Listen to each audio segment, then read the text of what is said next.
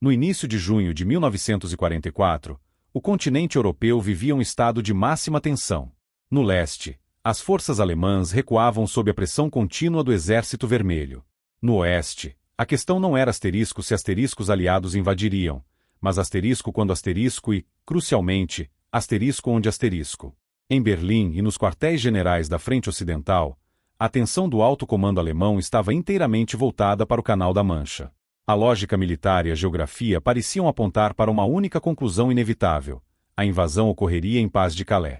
Era o ponto mais estreito do canal, a travessia mais curta da Grã-Bretanha para a França, o que permitiria aos aliados uma cobertura aérea mais eficaz e uma linha de suprimentos mais rápida.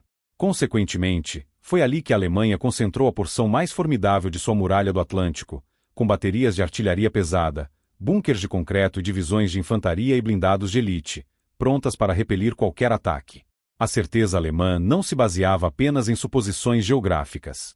Ela era alimentada e reforçada diariamente por um fluxo constante de informações de inteligência que chegavam diretamente da Grã-Bretanha. A ABWEhr, o Serviço de Inteligência Militar Alemão, operava uma rede de agentes encarregada de monitorar os preparativos aliados. E, dentro dessa rede, uma fonte se destacava como a mais prolífica, a mais detalhada e, acima de tudo, a mais confiável. Um agente espanhol, conhecido por seus controladores em Berlim pelo codinome Arabel. Seus relatórios eram considerados ouro puro. Eram precisos, repletos de identificações de unidades, movimentações de tropas e análises estratégicas que pareciam impecáveis. Durante meses, Arabel pintou um quadro claro e consistente. Uma força de invasão massiva, o primeiro grupo de exércitos dos Estados Unidos, estava se concentrando no sudeste da Inglaterra, sob o comando do temido general George S. Patton. Tudo apontava para Calais. Enquanto os operadores de rádio alemães sintonizavam suas frequências, aguardando as transmissões que anunciariam o início da batalha, e os oficiais de Estado-Maior moviam pinos em seus mapas de guerra, posicionando as reservas para esmagar o desembarque em Calais, uma calma enganosa pairava sobre o comando. Havia uma sensação de preparo, de antecipação controlada. Eles acreditavam que sabiam o que estava por vir. Eles confiavam em suas fontes. O que o alto comando alemão não sabia era que sua janela para a verdade estava, na realidade, fechada. Eles não estavam recebendo inteligência. Estavam consumindo uma obra de ficção, um roteiro meticulosamente elaborado a quilômetros de distância, em Londres. O agente Arabel, sua fonte mais valiosa, era na verdade Juan Pujol Garcia, um agente duplo controlado pelo Mi-5 britânico, cujo codinome para os aliados era Garbo. Cada palavra que ele transmitia era parte de uma das mais complexas e bem-sucedidas operações de engodo da história militar, a Operação Fortitude.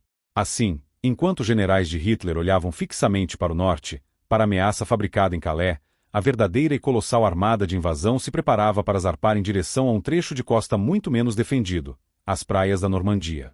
A maior invasão da história estava prestes a começar, e seu primeiro e mais decisivo golpe não seria desferido por uma bala, mas por uma mentira. Para compreender a magnitude da mentira, é preciso recuar no tempo, para 1943. Naquele ano, o mapa estratégico da Segunda Guerra Mundial passava por uma transformação decisiva. A máquina de guerra alemã, embora ainda poderosa, começava a sentir o peso de um conflito em múltiplas frentes. No leste, a União Soviética, após a vitória em Stalingrado, exigia com crescente urgência a abertura de uma segunda frente na Europa Ocidental. Joseph Stalin pressionava seus aliados, Winston Churchill e Franklin D. Roosevelt, a lançar uma invasão em grande escala através do Canal da Mancha para aliviar a pressão implacável sobre o Exército Vermelho. Para os aliados, a invasão não era apenas uma necessidade militar para dividir as forças de Hitler, era um imperativo político para manter a grande aliança unida. O desafio era colossal. A Alemanha havia transformado a costa ocidental da Europa em uma formidável zona de defesa, conhecida pela propaganda nazista como a Fortaleza Europa. O componente principal dessa defesa era a Muralha do Atlântico, uma cadeia de bunkers, posições de artilharia, obstáculos de praia e campos minados que se estendia por milhares de quilômetros, da Noruega à fronteira com a Espanha. Romper essa muralha exigiria a maior operação anfíbia da história, uma aposta de risco extremo onde o fracasso significaria um desastre militar e estratégico de proporções inimagináveis, possivelmente prolongando a guerra por anos. O planejamento para essa operação, batizada de Overlord, tornou-se a prioridade máxima do alto comando aliado. O tabuleiro de xadrez estava montado, e a questão central era geográfica: onde desferir o golpe? O mapa oferecia duas opções principais. A primeira, e mais óbvia, era a região de Pas de Calais. Do ponto de vista alemão, a lógica era inquestionável. A travessia de Dover a Calais era mais curta, com apenas 33 quilômetros de distância, o que permitiria uma rota de suprimentos mais rápida e uma cobertura aérea contínua dos caças aliados baseados na Inglaterra. Por ser a escolha mais lógica, era também a área mais bem defendida de toda a muralha do Atlântico. O 15º Exército Alemão, uma força poderosa e bem equipada, estava posicionado ali, pronto para aniquilar qualquer força de desembarque. A segunda opção era a Normandia. Suas praias longas e arenosas, designadas pelos codinomes Utah, Omaha, Gold, Juno e Sword, eram adequadas para um desembarque em massa.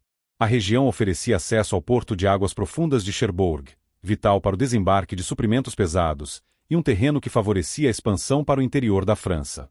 Logisticamente, a travessia era mais longa e perigosa, e as forças de invasão estariam mais expostas ao clima imprevisível do canal. Contudo, a Normandia tinha uma vantagem decisiva: suas defesas eram significativamente mais fracas. O elemento surpresa era possível ali, mas apenas se os alemães pudessem ser convencidos de que o ataque principal ocorreria em outro lugar. Nesse contexto, Londres não era apenas a capital de uma nação em guerra, tornou-se o centro nevrálgico do planejamento aliado e, crucialmente, o epicentro de uma guerra invisível de inteligência e engano. Foi ali, em escritórios discretos, que a grande aposta foi formulada. Os estrategistas concluíram que a força bruta por si só não seria suficiente para garantir o sucesso na Normandia. A vitória dependeria de uma decepção em uma escala sem precedentes. Era preciso criar uma ameaça fantasma tão convincente que fixasse as melhores divisões alemãs em Pas de Calais, não apenas no dia da invasão, mas por semanas cruciais após o desembarque inicial. O sucesso da verdadeira invasão na Normandia estava, portanto, diretamente ligado ao sucesso de uma invasão fictícia. O destino da guerra não seria decidido apenas nas praias, mas também nas mentes do alto comando alemão. O sucesso desta complexa operação de engano não dependia de um general condecorado ou de uma vasta rede de agentes experientes. O pivô de toda a estratégia era uma figura singular e completamente inesperada, um cidadão espanhol chamado Juan Pujol Garcia. Nascido em Barcelona em 1912, Pujol não tinha qualquer formação militar ou experiência em espionagem. Antes da guerra, sua vida fora uma sucessão de empreendimentos modestos. Ele havia sido gerente de uma granja de galinhas, administrador de um hotel em Madrid e dono de um cinema. Sua trajetória era a de um homem comum, aparentemente destinado a permanecer à margem dos grandes acontecimentos mundiais. Contudo, a experiência da Guerra Civil Espanhola, que devastou seu país entre 1936 e 1939, instilou em Juan Pujol um profundo desprezo por ambas as ideologias extremistas que disputavam o poder. Ele testemunhou a brutalidade tanto das forças fascistas de Francisco Franco quanto das facções comunistas que apoiavam a República, e concluiu que o mundo precisava ser defendido de tais totalitarismos. Movido por essa convicção pessoal, e com o início da Segunda Guerra Mundial, Pujol decidiu que precisava agir. Ele não queria lutar por um país ou por uma ideologia, mas pelo que considerava ser o bem da humanidade. Para ele, isso significava ajudar a Grã-Bretanha a derrotar a Alemanha nazista. No início de 1941, ele se dirigiu à Embaixada Britânica em Madrid e ofereceu seus serviços como espião. Sua oferta, no entanto, foi recebida com ceticismo e prontamente rejeitada. Para os oficiais de inteligência britânicos, Pujol era um desconhecido, sem credenciais, sem contatos e com uma história que parecia fantasiosa. Eles o dispensaram, não uma, mas várias vezes, considerando-o, na melhor das hipóteses, um sonhador e, na pior, um provocador. Frustrado, mas não dissuadido, Juan Pujol concebeu um plano de uma audácia notável. Se os britânicos não o aceitavam como aliado, ele primeiro se tornaria um espião para os alemães. Sua lógica era arriscada, mas direta. Ele se tornaria um agente alemão tão valioso que os aliados não teriam outra escolha senão recrutá-lo como agente duplo. Ele se aproximou de oficiais da Abwehr em Madrid, criando a persona de um funcionário do governo espanhol, fanático pela causa nazista e disposto a viajar para Londres para criar uma rede de espionagem para o Terceiro Reich.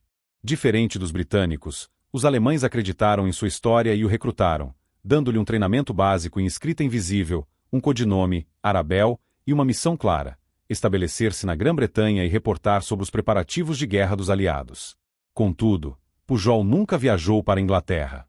Em vez disso, ele se mudou para Lisboa, em Portugal, e de lá começou a construir sua lenda.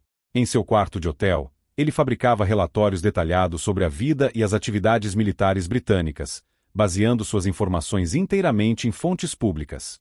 Ele utilizava um guia de turismo do Reino Unido, um mapa, horários de trens e notícias de jornais e cinejornais. A partir desses fragmentos de informação, ele inventava movimentações de tropas, descrevia comboios navais e detalhava a rotina de unidades militares que só existiam em sua imaginação. Seus relatórios, embora completamente fictícios, eram tão plausíveis e repletos de detalhes convincentes que a Bever ficou impressionada. Seus controladores em Berlim não apenas acreditaram em cada palavra, como também começaram a enviar fundos para que ele pagasse os salários e as despesas de uma rede de subagentes que ele também havia inventado. Nesse momento, sem jamais ter pisado em solo britânico, Juan Pujol já era considerado pelos alemães um de seus agentes mais eficazes. Ele havia construído sua credibilidade com o inimigo. O próximo passo era, finalmente, convencer seus futuros aliados. Enquanto Juan Pujol, de seu quarto de hotel em Lisboa, construía sua reputação fictícia, a inteligência britânica já operava um sistema de contra-espionagem de uma sofisticação sem precedentes. Este sistema era conhecido como Comitê 20, ou mais popularmente, o sistema Double Cross. Sua premissa era radicalmente diferente da prática convencional de espionagem. Normalmente, um espião inimigo capturado em território nacional seria interrogado e, subsequentemente, executado ou aprisionado. O MI5, a Agência de Segurança Interna Britânica, adotou uma abordagem diferente. Sob a direção de seu Comitê 20, os agentes alemães que chegavam à Grã-Bretanha eram sistematicamente identificados, capturados e confrontados com uma escolha direta: cooperar como agentes duplos ou enfrentar as consequências legais da espionagem em tempos de guerra, que invariavelmente significavam a morte. A grande maioria escolhia cooperar. A partir desse momento, o agente convertido passava a operar sob o controle total do MI5. Cada mensagem que ele enviava para seus controladores na Alemanha era, na verdade, escrita ou aprovada por oficiais de caso britânicos. O objetivo era duplo. Primeiro, identificar e neutralizar toda a rede de espionagem alemã no Reino Unido, garantindo que Londres soubesse de cada agente enviado por Berlim. Segundo, e mais importante, utilizar essa mesma rede como um canal direto para alimentar o alto comando alemão com desinformação cuidadosamente elaborada. Para manter a credibilidade desses agentes, suas mensagens continham uma mistura calculada de informações verdadeiras, mas inofensivas ou já defasadas, com mentiras estratégicas de enorme importância. Ao final de 1941, o MI5 tinha um controle tão absoluto que podia afirmar, com confiança, que não havia um único espião alemão operando livremente em solo britânico. Todos estavam sob seu comando. No início de 1942, as transmissões de rádio interceptadas pelo Serviço de Decodificação em Bletchley Park começaram a apresentar uma anomalia. Os decifradores identificaram as mensagens de um agente alemão, codinome Arabel, cujos relatórios eram detalhados e frequentes. No entanto, este agente não constava na lista de espiões controlados pelo MI5. A situação era alarmante. A existência de um agente alemão de alto calibre, operando livremente em solo britânico, representava uma falha de segurança grave. Uma análise mais aprofundada dos relatórios de Arabel, no entanto, revelou inconsistências curiosas. Ele reportava sobre movimentações de comboios que, embora baseadas em informações públicas, continham erros factuais significativos, como datas e locais incorretos que um observador no local jamais cometeria. Foi então que o MI5 percebeu que Arabel não estava na Grã-Bretanha. Ele estava inventando tudo de um local remoto, e fazendo isso com uma habilidade impressionante. Com essa descoberta, o valor potencial de Juan Pujol tornou-se evidente. Ele não era um espião inimigo a ser convertido sob coação. Era um aliado voluntário que já havia, por conta própria, conquistado a total confiança da Bever. Ele era um ativo único. Em abril de 1942, agentes britânicos finalmente o localizaram em Lisboa e o trouxeram para Londres. A partir daquele momento, o agente que os britânicos batizaram de Garbo, em referência ao seu talento como ator, deixou de ser um operador solitário. Ele foi integrado ao sistema Double Cross, recebendo um oficial de caso dedicado, Tomás Harris, um artista e oficial de inteligência que falava espanhol fluentemente. Juntos, eles transformariam a operação individual de Garbo em uma sofisticada máquina de engano, apoiada por todos os recursos da inteligência britânica. Ele não era mais apenas um agente duplo. Sob a tutela do MI5, Juan Pujol Garcia estava prestes a se tornar a peça central da maior operação de desinformação da guerra, a joia da coroa de um sistema projetado para manipular a própria realidade do inimigo. Uma vez em Londres, a operação de Juan Pujol Garcia entrou em uma nova fase, marcada por um profissionalismo e recursos que ele jamais tivera em Lisboa. Sob a supervisão direta de seu oficial de caso do MI5, Tomás Harris, o agente conhecido pelos aliados como Garbo começou a transformar seu alter ego alemão, Arabel, na fonte de inteligência mais valiosa do Terceiro Reich. O objetivo imediato não era enviar mentiras grandiosas, mas sim construir uma base de confiança absoluta. Para Abiver, Arabel precisava se tornar infalível, uma rocha de credibilidade em um mar de incertezas. Para isso, Harris e Garbo desenvolveram uma metodologia precisa, baseada em uma mistura calculada de verdade e ficção, projetada para tornar cada despacho irrefutável. Uma das táticas mais eficazes consistia em reportar eventos reais, mas com um atraso deliberado. Garbo poderia, por exemplo, transmitir a notícia do deslocamento de um grande comboio de navios partindo de um porto britânico, mas a mensagem só chegaria aos alemães horas ou mesmo um dia depois que o comboio já estivesse seguro no mar, fora do alcance de submarinos ou da Luftwaffe. Para Abiver, a informação era verificável e correta, e o atraso era atribuído às dificuldades de comunicação em tempos de guerra, reforçando a imagem de um agente diligente, mas limitado por circunstâncias realistas. Esta técnica foi repetida dezenas de vezes, com movimentações de tropas e posicionamento de esquadrões aéreos. Cada vez que os alemães confirmavam a veracidade de um relatório de Arabel, mesmo que a informação chegasse tarde demais para ser explorada militarmente, sua reputação de precisão se solidificava. Além disso, seus despachos eram enriquecidos com detalhes precisos sobre a vida cotidiana na Grã-Bretanha em guerra. Ele reportava sobre o racionamento de alimentos, o moral da população, ou pequenos danos em áreas não estratégicas após ataques aéreos. Essas informações, muitas vezes obtidas de jornais públicos e depois reescritas com um tom confidencial, eram inúteis do ponto de vista tático, mas inestimáveis para criar um verniz de autenticidade. Cada peça de informação, por mais trivial que parecesse, servia a um propósito maior: estabelecer a reputação de Arabel como um observador meticuloso e bem posicionado. Ocasionalmente, para aumentar ainda mais a sua credibilidade, o MI5 permitia que Garbo enviasse informações verdadeiras e de importância militar limitada, mas que chegassem a tempo de serem úteis, como a localização de um campo minado secundário. Com o tempo, a complexidade das mensagens aumentou. Garbo começou a atribuir suas informações a diferentes fontes dentro de sua rede de subagentes, uma rede que, para os alemães, parecia crescer em tamanho e alcance. Ele falava de um contato no Ministério dos Transportes, de um oficial insatisfeito na Força Aérea Real, ou de um estivador nas docas de Liverpool. A resposta da Abiver foi exatamente a esperada. Impressionados com a qualidade e o volume dos relatórios, seus controladores em Berlim passaram a tratar Arabel não como um simples espião, mas como chefe de uma operação de inteligência altamente produtiva. O fluxo de fundos para a Grã-Bretanha aumentou, destinados a cobrir os salários e as despesas operacionais de agentes que existiam apenas na imaginação de Garbo e Harris. No final de 1943, a missão de estabelecer credibilidade estava completa. Arabel havia se tornado uma fonte de ouro, uma expressão usada na inteligência para designar um ativo de valor inestimável e confiança inquestionável. Seus relatórios eram lidos nos mais altos escalões do alto comando alemão. A confiança que Abiver depositava nele era agora a principal arma dos aliados. O palco estava montado. Com sua reputação solidificada, Garbo estava pronto para começar a entregar a sua mentira mais importante: o roteiro da Operação Fortitude. A credibilidade de Garbo não se apoiava apenas em suas próprias mensagens. Ela era sustentada por uma estrutura muito mais ampla e audaciosa, uma rede de espionagem inteira, operando sob seu comando. A genialidade da operação não estava em ter um agente duplo, mas em transformá-lo no líder de um exército de fantasmas. Junto a Tomás Harris, Garbo tornou-se o diretor de um verdadeiro teatro de ficção, no qual ele era o único ator real. A rede que ele reportava a Abiver, composta por 27 subagentes, era uma criação meticulosa da inteligência britânica.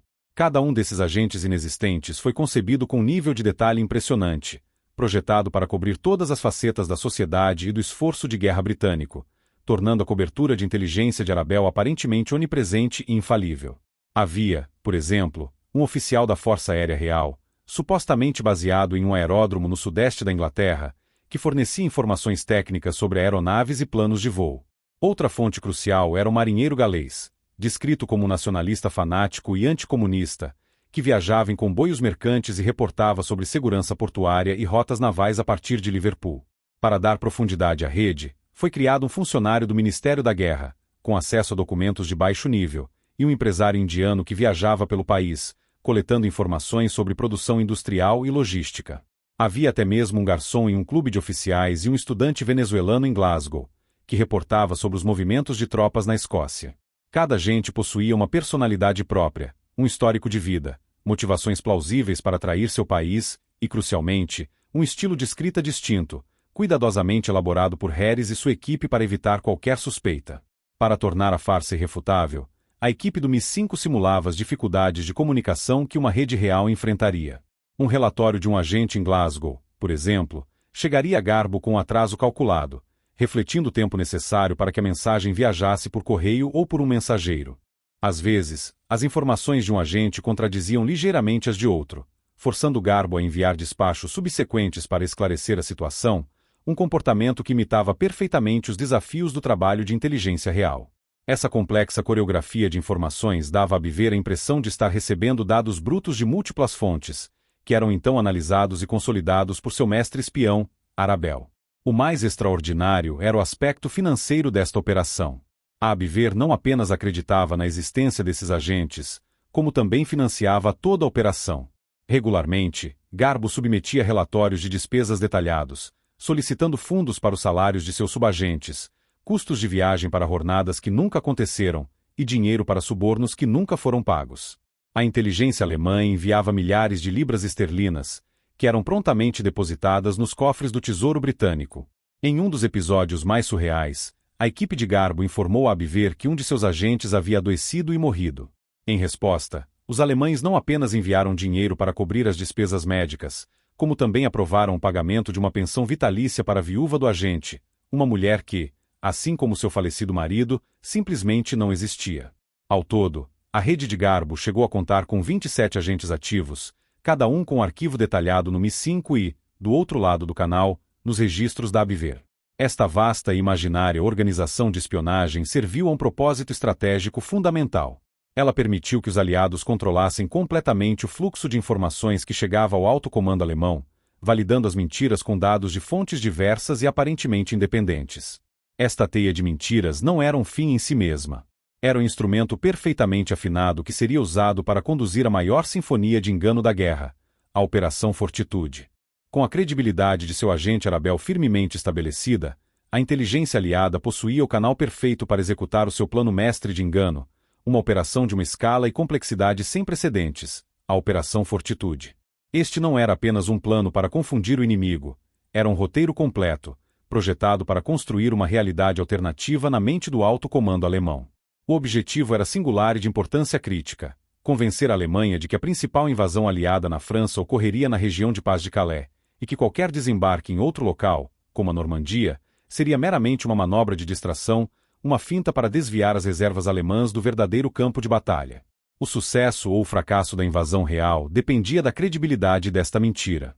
A Operação Fortitude foi dividida em duas grandes frentes. A primeira, Fortitude North, visava criar a ameaça de uma invasão na Noruega, fixando as divisões alemãs estacionadas lá. Mas o esforço principal, o coração de toda a estratégia, era a Fortitude South. Esta era a campanha focada em Pas de Calais. O elemento central desta farsa era uma formação militar inteiramente fictícia, o primeiro grupo de exércitos dos Estados Unidos, ou FUSAG. No papel, o FUSAG era uma força colossal, composta por dezenas de divisões, totalizando mais de 1 milhão de homens, e equipada com milhares de tanques e peças de artilharia. Para comandar esta força fantasma, os aliados designaram uma figura que o alto comando alemão conhecia, respeitava e temia, o general George S. Patton. Sua nomeação não foi acidental. A reputação de Patton como o mais agressivo e talentoso comandante de campo americano tornava a ameaça do FUSAG imensamente mais crível. Para dar substância a este exército de papel, os aliados montaram um elaborado teatro de guerra no sudeste da Inglaterra, especialmente nas regiões de Kent e East Anglia, diretamente em frente a Calais. Na paisagem, um exército de mentira tomou forma física. Centenas de tanques de borracha infláveis foram posicionados em campos, visíveis para os aviões de reconhecimento da Luftwaffe. Falsos depósitos de suprimentos, construídos com materiais leves, surgiram da noite para o dia. Pistas de pouso falsas foram demarcadas, com aeronaves de madeira e lona estacionadas ao lado delas. Nos portos, foram ancoradas centenas de lanchas de desembarque falsas, construídas de compensado e lona sobre estruturas de andaimes. Ao mesmo tempo, uma campanha de desinformação eletrônica foi posta em prática. Operadores de rádio transmitiam um volume imenso de tráfego de mensagens falsas, simulando as comunicações de um exército real se preparando para a batalha, desde ordens de alto nível até conversas triviais entre unidades. E era aqui que o papel de Garbo se tornava absolutamente central. Ele era o canal de inteligência humana que confirmava tudo o que os aviões de reconhecimento e os postos de escuta alemães detectavam. Enquanto a Luftwaffe fotografava os tanques infláveis, Garbo enviava um relatório de seu agente na área, descrevendo a chegada de novas divisões blindadas. Enquanto os operadores de rádio alemães interceptavam o tráfego de mensagens do Fusag, Garbo transmitia um despacho de seu contato no quartel-general de Patton, detalhando os planos de invasão para Calais. Sua rede de 27 agentes fantasmas entrou em ação coordenada. Relatórios chegavam de todo o sudeste da Inglaterra, descrevendo insígnias de unidades vistas em veículos, movimentações de tropas durante a noite e a concentração de equipamentos de assalto anfíbio. Cada mensagem era uma peça do quebra-cabeça, meticulosamente projetada para se encaixar na narrativa de fortitude. Ele não era apenas um mensageiro, era o narrador principal, alimentando o roteiro da enganação diretamente para seus ávidos ouvintes em Berlim. Do outro lado do Canal da Mancha, em escritórios anônimos em Berlim e nos postos de comando na França ocupada, o trabalho de inteligência alemão operava com uma eficiência metódica e uma confiança crescente. As mensagens de Arabel não chegavam como um simples telegrama. Eram transmitidas em código por rádio, recebidas por operadores atentos, e então levadas para salas de decodificação onde o texto cifrado era cuidadosamente revertido para o alemão. Uma vez decodificada, a informação era traduzida e analisada por oficiais da Abwehr especializados na frente ocidental. Para estes homens, o nome Arabel no topo de um relatório era um selo de garantia, um sinônimo de precisão e acesso privilegiado. A cena se repetia com uma regularidade alarmante para os aliados e tranquilizadora para os alemães. Um oficial de médio escalão, em um escritório em Berlim, recebia o último despacho de sua fonte mais valiosa na Grã-Bretanha. O relatório era denso, repleto de jargão militar e detalhes específicos. A chegada de novas unidades do primeiro grupo de exércitos dos Estados Unidos na região de Kent. A identificação de insígnias da 4ª Divisão Blindada Americana em veículos de transporte. A descrição de exercícios de embarque em larga escala nos portos de Dover e Folkestone. Cada detalhe era plausível, cada movimentação logicamente consistente com a preparação para um ataque através do ponto mais estreito do canal. Esta informação não existia no vácuo. Ela se encaixava perfeitamente com outros dados que o alto comando alemão já possuía, criando um ciclo de confirmação poderoso. Relatórios de reconhecimento aéreo da Luftwaffe, embora esporádicos devido à superioridade aérea aliada, mostravam uma vasta concentração de equipamentos e embarcações no sudeste da Inglaterra. Interceptações de rádio, realizadas pela inteligência de sinais alemã, captavam um volume maciço de tráfego de comunicações atribuído ao quartel-general do general Patton. Mas eram os relatórios de Arabel que uniam todas essas peças. A inteligência eletrônica e aérea podia ser enganosa, mas a confirmação vinda de uma fonte humana confiável no terreno era considerada a prova definitiva. Arabel era a confirmação humana que transformava suspeitas em certezas estratégicas. Consequentemente, quando um relatório de Arabel chegava, ele era tratado com a máxima prioridade. O oficial analista o marcava com um carimbo vermelho de tinta espessa, urgente. Em casos de relevância excepcional, como a identificação de unidades de elite ou cronogramas de invasão, um segundo carimbo era adicionado, apenas para os olhos do alto comando.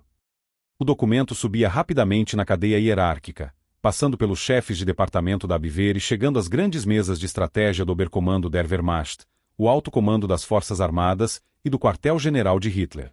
Ali, em salas repletas de mapas detalhados da costa francesa, generais e marechais de campo como Gerd von Rundstedt e Erwin Rommel viam suas próprias conclusões estratégicas serem validadas pela sua melhor fonte. A lógica militar já apontava para Calais. Agora, a inteligência confirmava essa lógica de forma esmagadora.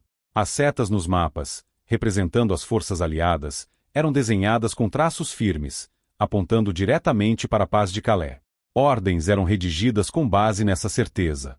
O poderoso 15º Exército, posicionado para defender aquela região, recebia reforços e era mantido em estado de alerta máximo.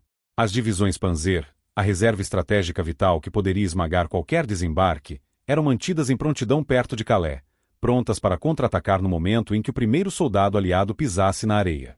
A confiança em Arabel era absoluta. Ele era a janela da Alemanha para os planos mais secretos dos aliados. Mal sabiam eles que essa janela não mostrava a realidade, mas sim um cenário cuidadosamente pintado por seus inimigos. Enquanto os mapas em Berlim apontavam com confiança para a paz de Calais, uma realidade completamente diferente e silenciosa se materializava a centenas de quilômetros de distância, na costa sul da Inglaterra.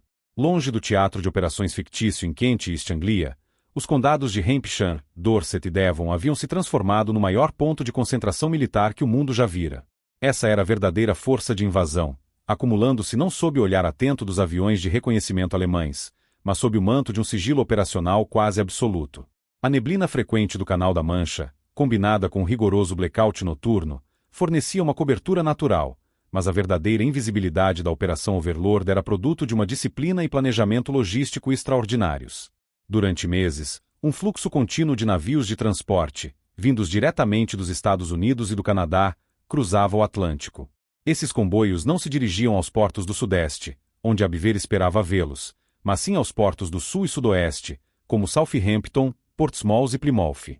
A escala da operação era monumental. Milhões de toneladas de equipamentos e suprimentos eram descarregados dia e noite. Tanques Sherman, jipes, caminhões, peças de artilharia, munições, combustível, rações e equipamentos médicos. O trabalho era realizado com uma eficiência metódica e silenciosa. Guindastes moviam-se com o mínimo de ruído, ordens eram dadas em voz baixa e as luzes eram blindadas para emitir apenas o brilho necessário para a tarefa, invisível do céu ou do mar. Para garantir esse sigilo, uma área de 16 quilômetros ao longo de toda a costa sul foi declarada zona militar restrita. O acesso foi fechado para todos os civis, e os residentes locais foram submetidos a severas restrições de movimento. As comunicações foram rigidamente controladas. Todas as viagens diplomáticas foram suspensas, e uma proibição total de correspondência codificada foi imposta. O mais importante era o silêncio de rádio.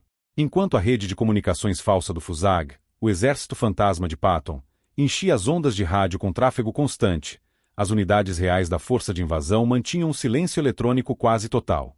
Seus rádios permaneciam desligados, suas posições não reveladas. Os próprios soldados, mais de 1,5 milhão de homens, americanos, britânicos, canadenses, poloneses, franceses livres e outros, eram parte central dessa estratégia de ocultação. À medida que chegavam, eram imediatamente movidos para áreas de concentração seladas, apelidadas de salsichas devido ao seu formato nos mapas de planejamento. Uma vez que uma unidade entrava em um desses acampamentos, ninguém podia sair. O contato com o mundo exterior era completamente cortado. Lá dentro, em florestas e campos escondidos, eles recebiam seus equipamentos finais, eram informados sobre seus objetivos e realizavam os últimos preparativos, isolados de qualquer olhar curioso. O resultado era um paradoxo impressionante. No sudeste da Inglaterra, uma força inexistente gerava uma quantidade enorme de ruído visual e eletrônico, atraindo toda a atenção alemã. Enquanto isso, no sul, a maior força anfíbia já reunida na história da humanidade permanecia em silêncio, praticamente invisível. Enquanto os oficiais em Berlim traçavam setas em direção a Calais, confiantes em suas fontes de ouro, comboios reais, carregados com homens e máquinas de verdade, preparavam-se para cruzar o canal em direção à Normandia, completamente despercebidos. A verdadeira força de invasão não estava apenas escondida. Para o alto comando alemão, graças à eficácia da Operação Fortitude e de seu principal narrador, Garbo, ela simplesmente não existia. Nas semanas que antecederam junho de 1944, a Operação de Garbo atingiu seu ápice de intensidade. Não se tratava mais de construir credibilidade com informações esporádicas. O objetivo agora era saturar os canais de inteligência alemães com um volume de desinformação tão avassalador que qualquer outra possibilidade se tornasse impensável. A equipe do Mi-5, trabalhando com Juan Pujol, orquestrou uma verdadeira barragem de comunicações. Apenas no mês de maio, Garbo e sua rede fictícia transmitiram mais de 500 mensagens para Abwehr, uma média de quase 20 por dia. Cada despacho era uma peça cuidadosamente elaborada, projetada para reforçar a única e grande mentira. A invasão principal viria em Paz de Calais, liderada pelo primeiro grupo de exércitos dos Estados Unidos, o Fusag. O conteúdo dessas mensagens era notável por sua profundidade e variedade, cobrindo todos os aspectos de uma preparação militar real. Através de seus 27 subagentes inventados, Garbo pintava um quadro vívido e detalhado do que acontecia no sudeste da Inglaterra. Seu agente na Força Aérea Real reportava sobre o aumento de voos de reconhecimento sobre a costa de Calais. Seu contato no Ministério da Guerra vazava memorando sobre a distribuição de mapas detalhados daquela região específica para as unidades de infantaria. Outro agente, um estivador nas docas de Dover, descrevia a chegada de equipamentos especializados para a destruição de obstáculos de praia, idênticos aos que a Alemanha havia instalado em Calais. Cada mensagem era internamente consistente e corroborava as outras, criando uma teia de evidências que parecia irrefutável. O foco principal era, naturellement, o Exército Fantasma de Patton. Os relatórios de Garbo davam vida ao FUSAG. Ele transmitia a identificação de insígnias de ombro de divisões específicas, como a 9ª e a 11ª Divisões Blindadas Americanas, que, na realidade, ainda estavam nos Estados Unidos ou posicionadas em outras partes da Grã-Bretanha. Ele descrevia a presença do próprio general Patton, reportando sobre seus discursos inflamados para as tropas e suas inspeções rigorosas, detalhes que se alinhavam perfeitamente com a reputação temida do general. As mensagens eram tão específicas que chegavam a mencionar a impermeabilização de tanques e jipes, uma preparação essencial para um desembarque anfíbio, e o acúmulo de vastos estoques de plasma sanguíneo e suprimentos médicos nos hospitais de campanha em Kent. Essa barragem de informações era coordenada com precisão milimétrica com as outras facetas da Operação Fortitude. Quando um avião de reconhecimento alemão conseguia fotografar os tanques infláveis e as lanchas de desembarque falsas, Garbo enviava, poucas horas depois, um relatório de um de seus agentes confirmando a chegada de uma nova divisão blindada exatamente naquele local. Quando os operadores de rádio alemães interceptavam o tráfego de comunicações falsas do FUSAG, Garbo transmitia uma mensagem explicando o conteúdo daquelas transmissões, dando-lhes um contexto que as tornava ainda mais críveis. Ele era a voz humana que confirmava o que a inteligência técnica alemã apenas suspeitava. Essa torrente contínua de mentiras plausíveis teve um efeito psicológico devastador sobre a capacidade de análise alemã. O volume de dados era tão grande e sua narrativa tão consistente que o alto comando simplesmente parou de procurar por evidências em contrário. A ameaça em Calais não era mais uma possibilidade. Tornou-se um fato estabelecido, reforçado diariamente pela sua fonte de inteligência mais confiável. Com cada despacho enviado por Garbo, as divisões de elite alemãs, incluindo as cruciais reservas Panzer, permaneciam firmemente ancoradas em Paz de Calais, olhando para um exército que não existia, enquanto o verdadeiro perigo se preparava, em silêncio, para atacar em outro lugar. A barragem de mensagens havia funcionado. A mente do inimigo estava agora completamente cativa, e o palco estava montado para a mentira final e mais importante de todas. Nas primeiras horas da madrugada de 6 de junho de 1944, a maior armada anfíbia da história cruzou o Canal da Mancha em direção à costa francesa. A Operação Overlord estava em andamento. No entanto, o alvo não era Paz de Calais, como o alto comando alemão esperava, mas sim as praias da Normandia. Os primeiros relatórios que chegaram aos quartéis generais alemães eram fragmentados e confusos.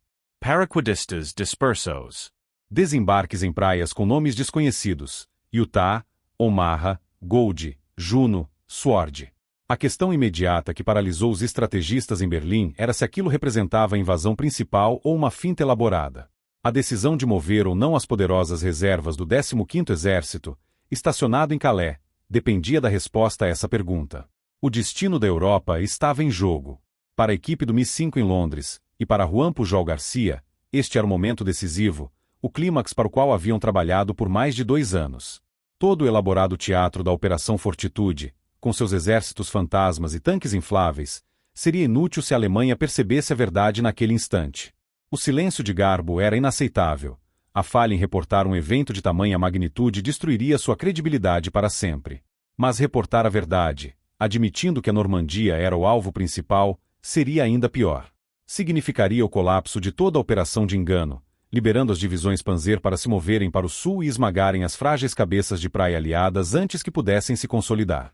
A jogada precisava ser executada com a precisão de um cirurgião, transformando a verdade em uma mentira ainda mais convincente. A equipe de Garbo agiu com uma calma calculada. Às 3h30 da manhã, poucas horas após o início dos desembarques, Garbo fez o primeiro contato com seu controlador alemão em Madrid, pedindo para que ele ficasse de prontidão para uma mensagem urgente.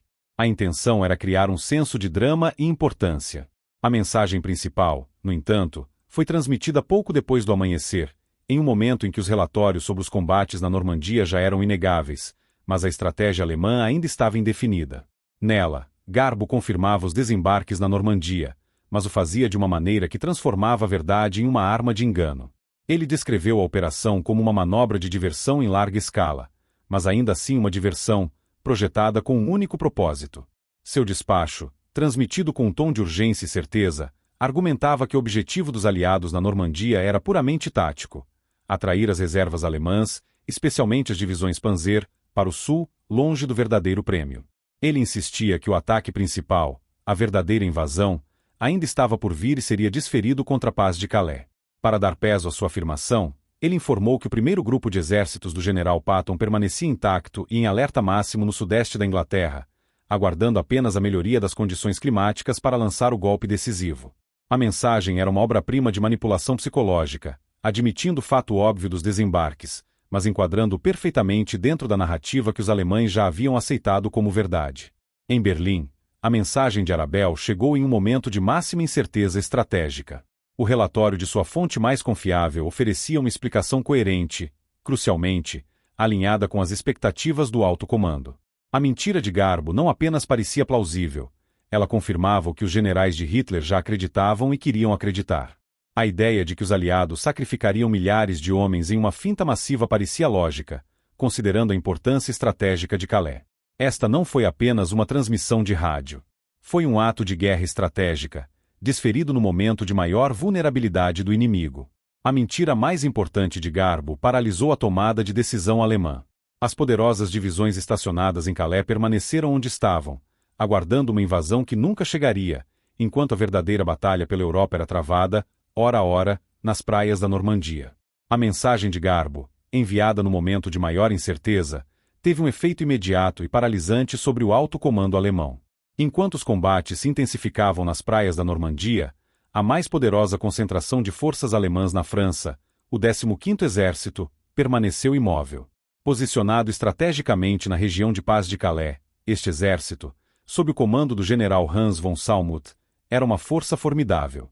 Composto por aproximadamente 19 divisões, incluindo unidades de infantaria experientes e o apoio de blindados, representava a principal barreira da muralha do Atlântico, pronta para aniquilar a invasão que todos em Berlim esperavam naquela exata localização. A lógica militar ditava uma resposta imediata. Generais na linha de frente na Normandia, como Erwin Rommel, compreendiam a fragilidade da cabeça de praia aliada e solicitavam com urgência o envio de reforços, especialmente as divisões Panzer mantidas em reserva. Contudo, em Berlim e no quartel-general de Hitler, os relatórios vindos do campo de batalha eram vistos através do filtro da desinformação. A credibilidade de Arabelle, construída meticulosamente ao longo de 2 anos, superava os relatos confusos e desesperados que chegavam da Normandia. A convicção de que o desembarque era uma finta e que o ataque principal ainda estava por vir em Calais era tão forte que se sobrepôs à realidade tática. Hitler, pessoalmente, proibiu o deslocamento de qualquer unidade significativa do 15º Exército em direção ao sul. Essa paralisia estratégica não durou apenas horas, mas dias e, crucialmente, semanas. Durante o restante da primeira semana de junho, enquanto as forças americanas, britânicas e canadenses lutavam para consolidar suas posições e avançar para o interior, o 15º Exército permaneceu em alerta máximo em Calais, aguardando um ataque que nunca se materializaria. Mesmo quando ficou claro que a escala da operação na Normandia era muito maior do que uma simples manobra de diversão, a mentira de Garbo continuou a ecoar. Ele seguiu enviando mensagens que reforçavam a ameaça do exército fantasma de Patton, reportando que o Fusag estava apenas aguardando a melhoria do tempo para lançar o verdadeiro golpe. Como resultado, o alto comando alemão permaneceu hesitante, liberando reforços para a Normandia apenas em pequenas quantidades e com grande atraso. O impacto desta decisão, ou da falta dela, foi decisivo.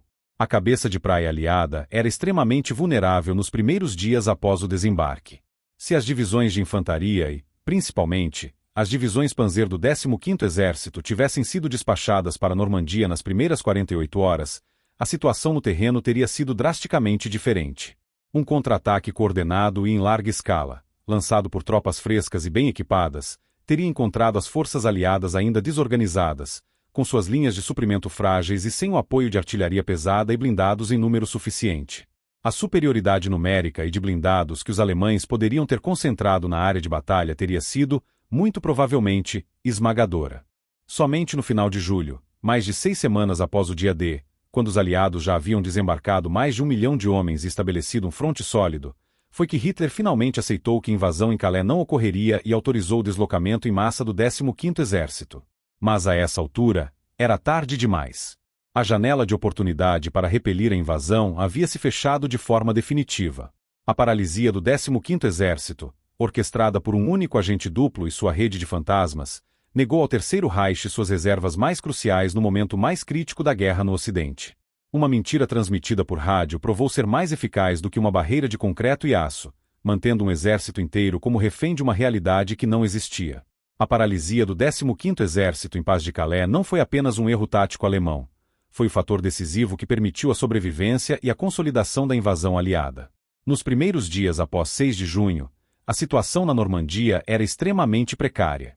A cabeça de praia não era um fronte contínuo e sólido, mas sim 5 pontos de desembarque separados: Utah, Omaha, Gold, Juno e Sword, cada um lutando para garantir seu perímetro e se conectar com os vizinhos.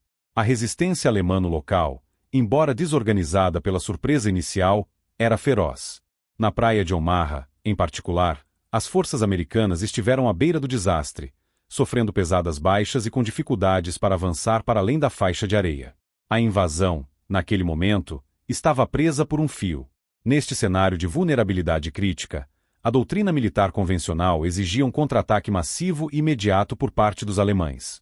A chegada de apenas algumas das divisões Panzer mantidas em reserva perto de Calais poderia ter sido suficiente para explorar as brechas entre as praias, isolar as forças de desembarque, potencialmente, empurrá-las de volta para o mar. A logística aliada era o seu ponto mais fraco. Sem a posse de um porto de águas profundas, todo o suprimento de homens, equipamentos, munição e combustível dependia de um fluxo constante de embarcações que chegavam diretamente às praias ou aos portos artificiais Muberry, que ainda estavam em construção e eram vulneráveis ao clima e a ataques. Um contra-ataque alemão bem-sucedido teria cortado essa linha de vida. Esta era a janela de oportunidade para o alto comando alemão, uma janela que, em circunstâncias normais, teria se fechado em questão de 48 a 72 horas. Contudo, a cada hora que passava, essa janela permanecia aberta, não por acaso, mas como resultado direto da Operação Fortitude. Cada dia que as reservas alemãs permaneciam paradas em Calais, aguardando o exército fantasma de Patton, era uma vitória estratégica comprada não com balas, mas com as mentiras transmitidas por Garbo. Os aliados exploraram esse tempo precioso com uma eficiência implacável. Homens e material foram despejados nas praias em uma escala monumental. Na primeira semana, mais de 300 mil soldados e 50 mil veículos já haviam desembarcado. Com o tempo que a ausência do 15º Exército lhes proporcionou, as forças aliadas conseguiram realizar tarefas que seriam impossíveis sob a pressão de um contra-ataque em larga escala. Elas superaram a resistência inicial, avançaram para o interior e, crucialmente, começaram a conectar as cabeças de praia isoladas, formando uma frente unificada e defensável. Objetivos táticos vitais, como a cidade de Carentan, que ligava as praias de Utah e Omaha, foram capturados. Os engenheiros estabeleceram aeródromos improvisados, permitindo que o apoio aéreo tático operasse diretamente da França. O fluxo de suprimentos, embora ainda tenso, tornou-se mais robusto e organizado. A frágil posição inicial, vulnerável a um único golpe decisivo, estava se transformando em um alojamento militar sólido e em expansão. A janela para o sucesso, que a doutrina militar alemã deveria ter fechado em horas, permaneceu aberta por semanas, sustentada pela mais elaborada e bem-sucedida mentira da história militar. A realidade dos fatos militares no terreno acabou por se impor sobre a ficção, mas o fez de forma lenta e tardia. Ao longo de junho e julho de 1944, enquanto as forças aliadas expandiam implacavelmente sua cabeça de praia na Normandia, capturando o porto vital de Cherbourg e travando batalhas de atrito brutais em torno da cidade de Caen, a crença alemã em uma segunda e maior invasão em Paz de Calais começou a se erodir. A ameaça do exército fantasma de Patton, o FUSAG, foi mantida viva por Garbo por tempo suficiente para garantir que a consolidação aliada fosse irreversível. Contudo, no final de julho, com o lançamento da Operação Cobra pelos americanos, o fronte da Normandia finalmente se rompeu. As forças aliadas avançaram pela França em uma velocidade avassaladora, tornando qualquer discussão sobre uma invasão em Calais academicamente irrelevante. Para o alto comando alemão, a percepção do engano não veio como uma revelação súbita, mas como uma constatação gradual e amarga de que haviam sido completamente superados no campo de batalha da inteligência. Quando finalmente moveram as divisões do 15º Exército em massa, Já não era para repelir uma invasão, mas para tentar conter uma derrota catastrófica. A janela de oportunidade não apenas se fechará, a casa inteira já havia sido tomada. Neste contexto de colapso estratégico, desenrolou-se a ironia final e mais extraordinária de toda a operação. Em 29 de julho de 1944, enquanto as forças alemãs batiam em retirada na Normandia, Juan Pujol Garcia recebeu uma mensagem de seus controladores da Abwehr. A mensagem informava que, por recomendação direta do alto comando, Adolf Hitler havia pessoalmente autorizado que ele fosse condecorado com a Cruz de Ferro de segunda classe. Esta era uma das mais altas honrarias militares da Alemanha, raramente concedida a estrangeiros, e era um reconhecimento por seus serviços extraordinários à causa do Terceiro Reich. Do ponto de vista alemão, Arabel havia fornecido informações de valor inestimável, permitindo que eles se preparassem adequadamente para a invasão em Calais. O fato de a invasão principal ter ocorrido em outro lugar não era visto como uma falha de sua fonte, mas sim como uma falha de seus próprios generais em interpretar corretamente a situação. Em sua visão distorcida, Arabel havia cumprido seu dever com uma lealdade e eficácia exemplares. Eles estavam, na prática, condecorando o arquiteto de sua própria ruína. Meses depois, em um cenário completamente diferente e em uma cerimônia secreta em Londres, o outro lado da história foi formalmente reconhecido. Por seus serviços à causa aliada, Juan Pujol Garcia foi nomeado membro da Ordem do Império Britânico, uma honraria concedida a ele pessoalmente pelo rei George VI. Enquanto a Alemanha o premiava por uma lealdade fictícia, a Grã-Bretanha o homenageava pela lealdade real que ele havia demonstrado desde o início. Pujol alcançou assim uma distinção provavelmente única na história da Segunda Guerra Mundial. Foi condecorado oficialmente por ambos os lados do conflito. A Cruz de Ferro alemã, destinada a um herói nazista inexistente, e a Ordem do Império Britânico, para um espião aliado real, foram concedidas pelas mesmas ações. Uma única teia de mentiras lhe rendeu as mais altas honras de inimigos mortais, um testemunho final e surreal do sucesso absoluto de sua missão e da profundidade do engano que ele ajudou a perpetuar. A Segunda Guerra Mundial, em sua análise final, não foi travada apenas com o poder industrial ou a força numérica de exércitos em campo. Ela foi, também, uma guerra de sombras, travada em salas silenciosas com códigos, sinais de rádio e, acima de tudo, com a manipulação da percepção do inimigo. A história de Juan Pujol Garcia, o agente Garbo, representa o ápice deste outro tipo de conflito, um em que a mente do adversário se torna o principal campo de batalha. Ele não comandava tanques nem liderava homens em assaltos, mas operava a arma mais sutil, em certos momentos, a mais decisiva, a desinformação. Sua jornada, de um cidadão comum rejeitado pela inteligência britânica a um agente duplo condecorado por ambos os lados, ilustra uma mudança fundamental na natureza da guerra. A operação que ele liderou não foi um ato isolado de um indivíduo, mas a peça central de uma estratégia de engano em larga escala, a Operação Fortitude. Através de sua rede fictícia de 27 agentes, Garbo construiu uma realidade alternativa para o alto comando alemão, uma realidade tão detalhada e consistente que se tornou mais crível do que os fatos que se desenrolavam no terreno. Cada mensagem, cada relatório sobre o exército fantasma do general Patton no sudeste da Inglaterra, era um tijolo na construção de uma fortaleza de mentiras que protegia o segredo mais importante dos aliados, o verdadeiro local da invasão.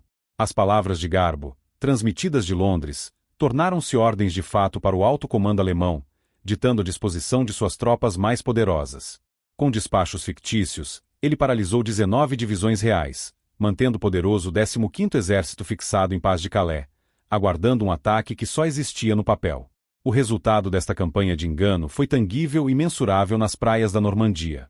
A ausência das reservas alemãs nos dias e semanas cruciais após 6 de junho de 1944 deu aos aliados o tempo vital de que precisavam para superar a resistência inicial, consolidar suas frágeis cabeças de praia e estabelecer um fronte que não poderia mais ser repelido.